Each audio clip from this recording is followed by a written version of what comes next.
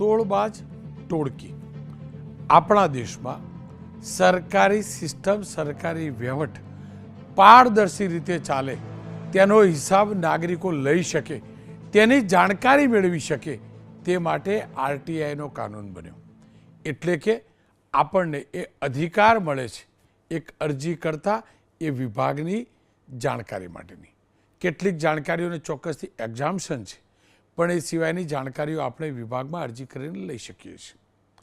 અને અનેકવાર આરટીઆઈની જે માહિતી છે તેના આધાર ઉપર અહેવાલો પણ બને છે. અમને પણ એમાંથી સમાચાર મળે છે, કારણ કે અધિકૃત રીતે જે તે વિભાગમાંથી જાણકારીઓ મળે છે. પણ દુર્ભાગ્ય એ વાતનું છે, જેમ તમામ ક્ષેત્રમાં વધઘટ પ્રમાણમાં બીમારીની ગંદકી આવે છે ને, તેવી આરટીઆઈ અને અમારા ક્ષેત્રમાં પણ બીમારીની ગંદકી છે. અનેક આરટીઆઈ કાર્યકર્તાઓના કારણે સુધાર થયા છે, બદલાવ થયા છે, ભ્રષ્ટ અધિકારીઓ ખુલ્લા પડ્યા છે. ભ્રષ્ટાચારને બ્રેક લગાવવાનું સૌથી મોટું હથિયાર પણ આરટીઆઈ સાબિત થયું છે. પણ આ જ આરટીઆઈના આ શસ્ત્રોનો દુરુપયોગ કરનારાઓની પણ કોઈ કમી નથી. અને આ જ આરટીઆઈનો દુરુપયોગ કરી, સાચી ખોટી અરજીઓ કરી, એ જાણકારી મેળવી બ્લેકમેલિંગ કરનારાઓની ટોળકીની પણ કોઈ કમી નથી. તમામ શહેરની અંદર નાના મોટા પ્રમાણમાં આવી ટોળકીઓ કાર્યરત છે. આ દુર્ભાગ્યપૂર્ણ છે. પત્રકારિતામાં પણ વર્ષોથી, સદીઓથી, દશકોથી પ્રમાણિકતાથી અનેક પત્રકારોએ કામ કર્યું છે. ઓછા મહેનતાણામાં પણ જીવન નિર્વાહ કરી પવિત્ર ભાવે પત્રકારિતા કર્યું છે. લોકોએ કરતા પણ રહ્યા છે. પણ કેટલાક લોકો જે આરટીઆઈ એક્ટિવિસ્ટ પણ હોય છે અને સાચા ખોટા આઈ કાર્ડ બનાવીને પોતાની જાતને પત્રકાર પણ ગણાવતા હોય છે, જેને અમારી ભાષામાં સીબીડી કહીએ છીએ, ચડ્ડી બનિયન ગેંગ, જે આ પવિત્ર વ્યવસાયને બદનામ કરે છે. એવા કિસ્સા સામે પણ આવે છે. સાથે જ યુવા અવસ્થાથી વિદ્યાર્થી નેતાઓ જે બને છે ને, તે પણ તોડબાજી કરે છે. એટલે કેટલાક ફરજી પત્રકારો, બની બેઠેલા આરટીઆઈ એક્ટિવિસ્ટો અને બની બેઠેલા વિદ્યાર્થી સંગઠનોના નેતાઓ અનેકવાર વિવાદોમાં આવે છે તોડબાજીના. અને તોડબાજીની રકમ 200, 500, 2-5 હજારની નથી હોતી. અધિકારીઓ કરે છે ને એના કરતાં પણ મોટો ભ્રષ્ટાચાર અને મોટો તોડ કરે છે. પ્રમાણિક અધિકારીઓ માટે વ્યવહારુ બુદ્ધિથી કામ કરવું, વિવેક બુદ્ધિથી કામ કરવું મુશ્કેલ થઈ જાય છે.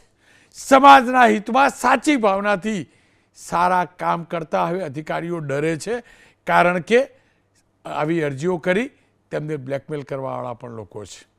કેટલાક ભ્રષ્ટ અધિકારીઓ બ્લેકમેલ થતા હશે, એ ભ્રષ્ટ હશે તો, પણ પ્રમાણિક અધિકારીઓને પણ તકલીફ થાય છે. અને એટલે જ આ પ્રકારે બની બેઠેલા એક્ટિવિસ્ટ, બની બેઠેલા કથિત પત્રકારો, ફરજી પત્રકારોને ખુલ્લા પાડવા જરૂરી છે. બે કિસ્સા તમારી સમક્ષ લઈને આવી રહ્યો છું. સુરતની અંદર આરટીઆઈના નામે ખંડણી વસૂલતા કથિત પત્રકારોની એક ટોળકીનો પર્દાફાશ થયો છે.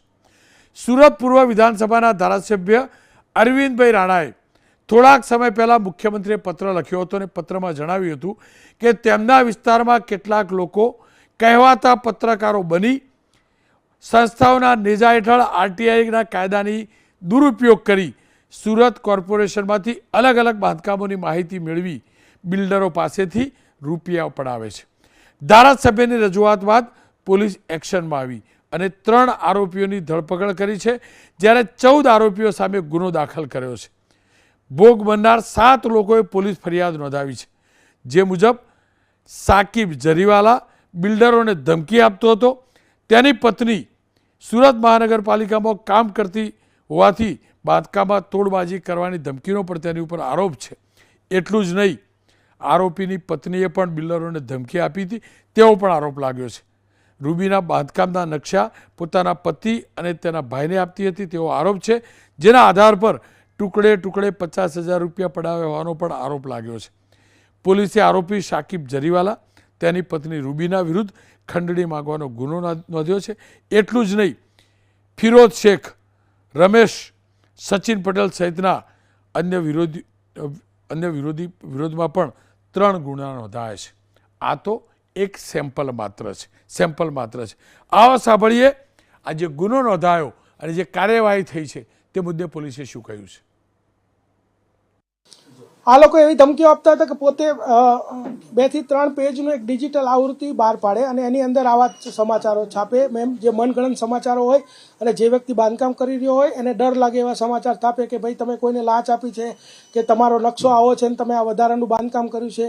એવી રીતે એવો એને સમાચારો છાપી અને સમાચારના કટ કોપી પેસ્ટ કરી અને વિવિધ જગ્યાએ વાયરલ કરતા અને પછી એ લોકોનો કોન્ટેક્ટ કરતા કે જો તમે મને પૈસા નહીં આપો તો વધુમાં વધુ જગ્યાએ તમારો ફેલાવો થશે અને તમારું બાંધકામ તોડી પાડવામાં આવશે. લાયસન્સ અંગેની માહિતી જે છે એ કલેક્ટર ઓફિસ અને માહિતીના જે નિયામક છે એની પાસેથી માંગવામાં આવશે અને જો એ લોકોને પણ અમે જે તપાસમાં જે રીતે નીકળશે એ રિપોર્ટ કરીશું ને કાયદેસરની કાર્યવાહી કરાવીશું. હું ફરીથી કહું છું, માહિતી અધિકારના આ કાનૂનના કારણે અનેક અધિકારીઓના ભ્રષ્ટાચારના પર્દાફાશ થયા છે, અનેક કૌભાંડોનો પર્દાફાશ થયા છે, અનેક સમાજસેવી અનેક એક્ટિવિસ્ટોએ પણ પવિત્ર ભાવથી કામ કર્યું છે. પણ આ સુરતમાં કૌભાંડ પકડાયું ને એવા અનેક અનિષ્ટો પણ આના કારણે પેદા થયા છે. અને ચોપાનિયું બનાવી દેવું, લાયસન્સ લીધું ન લીધું ઉપરવાળો જાણે, ભગવાન જાણે, પણ એ જ નામે અને હવે તો સોશિયલ મીડિયા આવી ગયું છે એટલે વિડીયો વાયરલ કરી, એ નકશા વાયરલ કરી બ્લેકમેલ કરવાના ષડયંત્રો ચાલે છે. આ હકીકત છે. દરેક તમામ નાના મોટા શહેરોમાં ષડયંત્રો ચાલે છે. ફરીથી કહું છું, ભ્રષ્ટ અધિકારીઓને ફરક નથી પડતો, કારણ કે એમને જે આપવાના થાય તોડબાજી માટે તે ભ્રષ્ટાચારના જ રૂપિયા હોય છે. પણ જે પ્રમાણિક અધિકારી હોય, સમાજના હિતમાં કોઈ કાર્યવાહી થઈ હોય, કદાચ જાણે અજાણે ભૂલ પણ થઈ હોય અને ભૂલનું દર્દ પણ હોય ને, પણ એ પ્રમાણિક અધિકારીની હાલત શું થાય જ્યારે કોઈ આ પ્રકારે આરટીઆઈની અરજી કરી અને પછી તોડ કરી જાય ત્યારે ક્યાંથી લાવે એ રૂપિયા. હવે વાત વિદ્યાર્થી સંગઠનોને પણ કરી લઉં.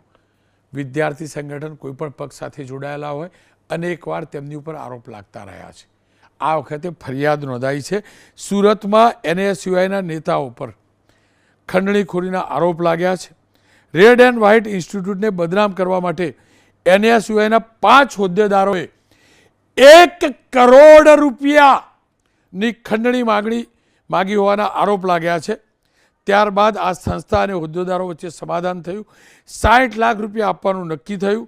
જો કે એનએસયુઆઈના પ્રમુખ ધીરેન્દ્રસિંહ સોલંકી અને પ્રીત ચાવડા ઇન્સ્ટિટ્યૂટ પાસેથી આરોપ લાગ્યા છે પ્રકારે 1.5 લાખ પડાવ્યા. ત્યારબાદ ફરી 60 લાખ રૂપિયાની માગણી કરી 5 લાખ રૂપિયા લેવા ગયા. તે જ સમયે ઇન્સ્ટિટ્યૂટે સારોલી પોલીસને માહિતી આપી. પોલીસે કાર્યવાહી કરતા રવિ પૂછડિયા, પ્રીત ચાવડા, ધીરેન્દ્ર સોલંકી, મિતેશ અડિયા, તુષાર મકવાણાની ધરપકડ કરી છે, જ્યારે અભિષેક ચૌહાણ અને કિશોરસિંહ ડાભી હજુ ફરાર છે. આશા રાખું કે આ સંગઠનના જે વડવાઓ છે તે પણ એક મીડિયા બાઇટ મોકલે, કારણ કે એમનું સંગઠન બદનામ ન થાય. બધા વિદ્યાર્થી નેતાઓ આવા નથી હોતા, પણ કેટલાક આવા છે એવી આ ફરિયાદ નોંધાઈ છે અને એટલે જ લાગ્યું કે આ મુદ્દે ચર્ચા કરવી જરૂરી છે. આપણે જઈ ક્યાં રહ્યા છીએ, આપણા હથિયારનો દુરુપયોગ કેવી રીતે થઈ રહ્યો છે સમજવું જરૂરી છે. ઉપેન્દ્રભાઈ ઉપાધ્યાય નિવૃત્ત સેક્શન ઓફિસર છે, RTI cell Gujarat. MG Kaneria સાહેબ નિવૃત્ત પોલીસ અધિકારી છે. ઉપાધ્યાય સાહેબ, આપની પાસેથી જાણવું છે કેવા પ્રકારની સાચી ખોટી અરજીઓ થાય છે, કેવા પ્રકારે તોડ કરવા માટે અરજીઓ થાય છે, અને જો એ અરજી ઉપર જે તે વિભાગ માહિતી ના આપે તો કેવી રીતે એમને હેરાન કરવામાં આવે છે.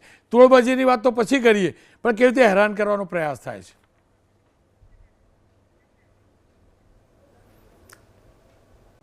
રોનકભાઈ નમસ્તે. તમે જેમ કીધું એ પ્રમાણે આરટીઆઈ એક્ટ સામાન્ય રીતે પબ્લિક માટે ખૂબ ફાયદાકારક એક્ટ છે. લોકો સામાન્ય રીતે પોતાને જોઈતી માહિતી મેળવી શકે અને પારદર્શકતા સરકારમાં જળવાઈ રહી, પ્રમાણિકતા જળવાઈ રહી એ હેતુસર અમલમાં આવવામાં આવેલો એક્ટ છે.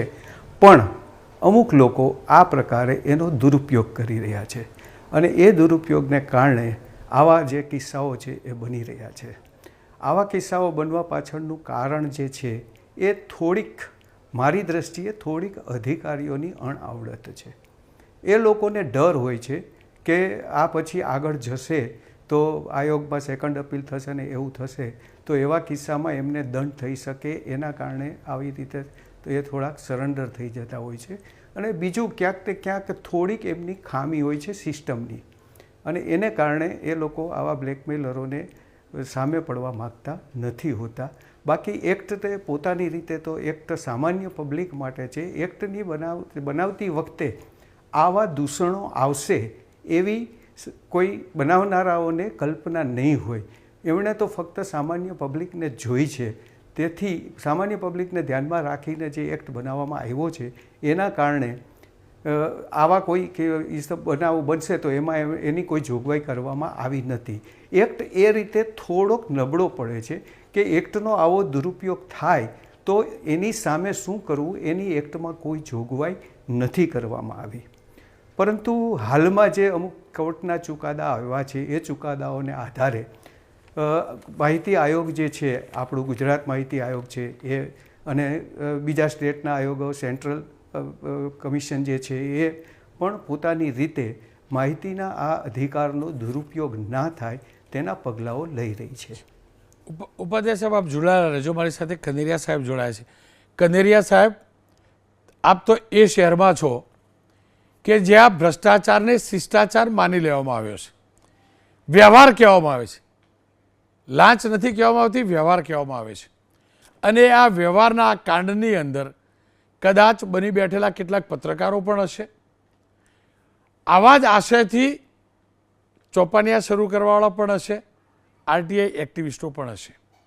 તમને શું લાગે છે, અધિકારીઓ કેમ આવા લોકોથી બ્લેકમેલ થાય છે? શું કારણ? નમસ્કાર રોનકભાઈ. મારા અનુભવ પ્રમાણે સુરતની અંદર હું પણ નિવૃત્ત 2008ની સાલમાં થયો ત્યારે હું પણ આરટીઆઈ એક્ટિવિસ્ટ એસોસિએશનનો મેમ્બર બનેલો. એટલે મને આ જે મેમ્બરશીપ મળેલી હતી અને આવી જે એસોસિએશન ચાલે છે અથવા તો બીજી જે સંસ્થાઓ ચાલે છે, એનજીઓ ચાલે છે, એમાં અથવા તો રાજકીય નેતાઓ પણ આપણે ઘણી વખત આવા બ્લેકમેલિંગ કરવાના કિસ્સામાં પકડાયેલા છે. કોર્પોરેટરો પકડાયેલા છે, અધિકારીઓ પકડાયેલા છે, પછી કોઈ પણ રાજકીય સંસ્થાના વડાઓ પકડાયેલા છે લાંચના કેસમાં. અહીંયા સુડામાં અરવિંદભાઈ ગોદીવાલા પકડાયેલા હતા, આપને કદાચ ખ્યાલ હશે. એ રીતે બોગસ કોર્ટો ચાલે છે, બોગસ અધિકારીઓ પકડાય છે, ઘણા બધા કરપ્શનના કેસો એન્ટી કરપ્શન ડિપાર્ટમેન્ટ કરે છે, પણ કોઈ પણ જાતનો એમાં સુધારો આવતો નથી. અને એમાં જે એની અસર થવી જોઈએ તાત્કાલિક એની અસર કોઈ અધિકારીઓ ઉપર થતી નથી. અને પોતાની આ લાંચ રૂશ્વતની જે મનોવૃત્તિ છે એ એક્ટિવિટી આ અધિકારીઓ અને કર્મચારીઓ અથવા તો રાજકીય નેતાઓ અથવા તો પત્રકારો પણ, એમાં ઘણા ખરા પત્રકારો ઈમાનદાર હોય છે, ઘણા ખરા રાજકારણીઓ બી ઈમાનદાર હોય છે, પણ કર્મચારીઓ ઈમાનદાર હોય છે. પણ જે લોકો આવી ગેરકાયદેસરની પ્રવૃત્તિમાં સંડોવાય છે ત્યારે આખી સમાજ અને આખી નાત, જે પોલીસ ડિપાર્ટમેન્ટ હોય કે સરકારી કર્મચારીઓ હોય કે કોઈ પણ રાજકીય સંસ્થા હોય, એ બધા જ એમાં બદનામ થાય છે. જેથી કરીને બધાએ આ બાબતે ખૂબ સજાગ થવાની જરૂર છે. અને ખાસ કરીને જે આરટીઆઈ એક્ટિવિસ્ટ છે એ લોકોને ખરેખર તો રજિસ્ટ્રેશન કરાવવું જોઈએ અને એસોસિએશન માટે સંસ્થા મારફતે એને આઈડેન્ટિટી કાર્ડ આપવા જોઈએ. અત્યારે એના આઈડેન્ટિટી કાર્ડ કોઈ પાસે હોતા નથી. એમ જ જે પત્રકારો જે બની બેઠેલા છે એ પત્રકારોને પણ એક્રેડિશન કાર્ડ જે માહિતી ખાતા તરફથી, ગુજરાત સરકાર તરફથી જે આપવામાં આવે છે એ પણ સર્ક્યુલેશનના આધારે, આપ તો જાણો જ છો કે સર્ક્યુલેશનના આધારે એની સંખ્યા નક્કી કરવામાં આવે છે અને 2 થી 3, 4 કે એટલા જ એક્રેડિશન કાર્ડ આપવામાં આવે છે. પરંતુ એક ન્યૂઝપેપરના લગભગ એમ માનો કે 8 થી 10 પત્રકારો થઈને ફરતા હોય છે. જે પત્રકારો કાયદેસરના પત્રકારોને હું ગણતો નથી. મારી દૃષ્ટિએ એ ગુનો બને છે. અને 1999ની સાલમાં હું ડીસીબીપીઆઈ સુરતમાં હતો ત્યારે નીતા સાતભાઈના કેસમાં એવું બનેલું કે આ લોકો રોજે રોજ પત્રકારો બ્રીફિંગ લેવા માટે 6 વાગે આવી જતા. એમાં પત્રકારો 6 વાગ્યાને બદલે કોઈ 6:30 વાગે, કોઈ 7 વાગે આવે, કોઈ 1 આઈડેન્ટિટી કાર્ડ ધરાવતો પત્રકાર બીજા 2-3 જણને અજાણ્યા લઈ આવે અને બધા સાથે મળી અને આપણને એવા પ્રશ્નો પૂછે કે પેલા જે એની સાથે આવેલા હોય એના મિત્રો એની ઉપર એવો એક ઇમેજ ઊભી કરે કે અમે આ અધિકારીઓની બી કેવી રિમાન્ડ લઈ જઈએ, એવા અવાસ્તવિક પ્રશ્નો પૂછવામાં આવતા હતા. એટલે મેં નક્કી કર્યું કે ભાઈ તમે એક પછી એક આવો છો, એને બદલે તમે વારાફરતી નહીં આવો ને એક જ ટાઈમે 6 વાગે આવી જવાનું. એટલે 6 વાગ્યાને બદલે જો કોઈ બીજા પછીથી આવશે ને અમે બ્રીફિંગ નહીં કરીએ. પણ બીજે દિવસે ફરીથી પાછા એ રીતે જ આવ્યા, 6 વાગે આવ્યા, 6:15 આવ્યા, 6:30 ફરીથી આપણે પૂછ્યા રાખે એક સવાલો અવાજ અગાઉ જવાબ આપેલા હોય એના ફરીથી રિપીટેશન કરતા રહીએ. એટલે મેં પછી નક્કી કર્યું કે આવતીકાલે 6 વાગે જે એક્રિડિટેશન કાર્ડ લઈને આવશે પત્રકાર એને જ માન્ય પત્રકાર ગણવામાં આવશે અને બીજા કોઈને હું બ્રીફિંગ કરીશ નહીં અને હું અહીંયા અંદર આવવા પણ નહીં દઉં. તો બીજે દિવસે બધા પત્રકારો 20 પત્રકારો આવી ગયા. મેં એની પાસે એક્રિડિટેશન કાર્ડ માંગ્યા તો 3 જ પત્રકાર પાસે એક્રિડિટેશન કાર્ડ હતા, બાકીના બધા વગર એક્રિડિટેશન કાર્ડના હતા. એટલે મેં એમને કીધું કે તમે લોકો જતા રહો, તમને અમે બ્રીફિંગ નહીં આપીએ. એટલે જે એક્રિડિટેશન કાર્ડવાળા હતા 3 અને બાકીના હતા એ બધા જ બહિષ્કાર કર્યો અને એ લોકોએ એક આવેદનપત્ર તૈયાર કર્યો અને મારા વિરુદ્ધમાં મુખ્યમંત્રીને કાર્યાલયમાં ફેક્સ કર્યા. બીજે દિવસે 100 પત્રકારો એસોસિએશનવાળા ભેગા થઈ કલેક્ટર, કમિશનર બધી ઓફિસોમાં મારા વિરુદ્ધમાં આવેદનપત્ર આપ્યા. ગાંધીનગરથી બીજે દિવસે મારા વિરુદ્ધની ઇન્ક્વાયરી આવી. એટલે મેં લખાયું કે પોલીસ મેન્યુઅલમાં જોગવાઈ છે અને આ જે પત્રકારો જે છે ફક્ત એક્રિડિટેશન કાર્ડ ધરાવતા માન્ય પત્રકાર ગણાય, બાકીના પત્રકારો કાયદેસરના પત્રકાર નથી. એટલે એ લોકોને આપણે બ્રીફિંગ કરવા બંધાયેલા નથી. એ વિજિલન્સ અધિકારીઓ આવી અને મારા વિરુદ્ધના જવાબો આપી ઇન્ક્વાયરી કરીને ત્યાં ગવર્મેન્ટમાં રિપોર્ટ કરી દીધો. પછી અમારા કમિશનરે પત્રકાર પરિષદ બોલાવી અને પત્રકાર પરિષદમાં એવું કીધું કે કનેરિયાએ જે કર્યું તે બરાબર હતું. એટલે હવે બધાએ આ રીતે એક્રિડિટેશન કાર્ડ માંગવાની પ્રથા ચાલુ કરી દેવાની. એ પ્રથા ચાલુ કરી એટલે જે બની બેઠેલા પત્રકારો હતો એ તો બધા ગુમ થઈ ગયા. એટલે અત્યારે પણ એવી પરિસ્થિતિ છે જે લોકોનું ખરેખર સમયાંતરે ચેકિંગ થવું જોઈએ. અને આવા જે કંઈ હું એવું માનું છું, મારી દ્રષ્ટિએ મારું અર્થઘટન એવું છે કે જે લોકો એક્રિડિટેશન કાર્ડ વગરના જે હોય અને કાર્યાલયમાંથી ખાલી આઈડેન્ટિટી કાર્ડ લઈ અને જો એ પત્રકાર સમયનો અભાવ છે ઓળખ આપીએ અને કોઈ પણ જગ્યાએ આ રીતે બ્લેકમેલ કરવાને હાજી તો એમના વિરુદ્ધમાં ઇન્ડિયન પિનલ કોડ કલમ 419 મુજબ ગુનો દાખલ કરી અને એના ઉપર પગલાં લેવા જોઈએ, હું એવું માનું છું. આપ બંનેનો ખૂબ ખૂબ સર આવી પ્રવૃત્તિઓ કેમ જી સર સમયનો અભાવ છે એટલે આપને રોકીશ. 2 મિનિટ જી કરી લો સર પૂરું. 2 મિનિટ હાજી કારણ કે આ જે છે એક તો છેલ્લા 20-25 વર્ષથી એવું ન્યુસન્સ ઊભું થઈ ગયું છે કે કોઈ પણની ફરિયાદ કરવા જાય છે પોલીસ સ્ટેશનમાં તો એમની અરજી લેવામાં આવે છે અને એમના ખરેખર એફઆઈઆર દાખલ કરવાને બદલે આ બર્કિંગ અને મિનિમાઇઝિંગ જો બંધ થઈ જશે તો ઓટોમેટિક આ ગુનાહિત પ્રવૃત્તિઓ ઉપર કાબુ આવશે એવું હું માનું છું. મારી દ્રષ્ટિએ મારો અભિપ્રાય. આપ બંનેનો ખૂબ ખૂબ આભાર. ખેર ફરી એકવાર કહીશ, એક્રિડિટેશન કાર્ડની એક મર્યાદા છે, તમામને નથી મળતું. પણ હા, પ્રતિષ્ઠિત જે સંસ્થાઓ છે, જે રજિસ્ટર્ડ સંસ્થાઓ છે, જેમનું જેન્યુનલી કામ ન્યૂઝ માટેનું જ છે, એમના આઈ કાર્ડ પણ હોય છે. દુઃખની વાત એ પણ છે કેટલાક લોકો ફરજી આઈ કાર્ડ પણ બનાવે છે, ગાડી પર પ્રેસ લગાવવાનો શોખ પણ ધરાવે છે અને 2-3 હજાર રૂપિયામાં, મને યાદ છે સુરતની અંદર કેટલાક આઈ કાર્ડ બનાવવાનો ધંધો પણ કરતા હોય છે. ખેર, અનેક પ્રમાણિક પત્રકારો છે, અનેક પ્રમાણિક આરટીઆઈ એક્ટિવિસ્ટ પણ છે અને એના કારણે અનેક ભ્રષ્ટાચાર, અનેક ગોટાળા ખુલ્લા પણ પડ્યા છે. પણ આ શસ્ત્રની પવિત્રતા જાળવવી આપણા તમામની ફરજ છે, કારણ કે આરટીઆઈનો કાનૂન બે તરફી તલવાર છે. છેલ્લે એટલું કહીશ, કોઈ પણ અધિકારીએ બ્લેકમેલ ક્યારે ના થવું જોઈએ. જો પોતે પ્રમાણિક છે તો પ્રમાણિક રહેવાનો પ્રયાસ કરવો જોઈએ. ક્યાંક સમાજના હિતમાં આઉટ ઓફ બોક્સ કામ કર્યું છે તો પછી લડી પણ લેવું જોઈએ. આવા બ્લેકમેલરો સામે લડી પણ લેવું જોઈએ. હું ફરીથી કહીશ, તમામ કાનૂન બનવા પાછળનો આશય પવિત્ર હોય છે, પણ તેનો જે અમલ થાય છે એમાં જે લૂપહોલ્સ હોય છે તેનો કેટલાક લોકો લાભ ઉઠાવે છે અને એવો જ લાભ કહો કે ગેરલાભ કહો આ આરટીઆઈ કાનૂનનો થઈ રહ્યો છે, જેની તલસ્પર્શી તપાસની જરૂર છે. તમામ અરજીઓની તપાસ થાય ને એ જરૂરી છે.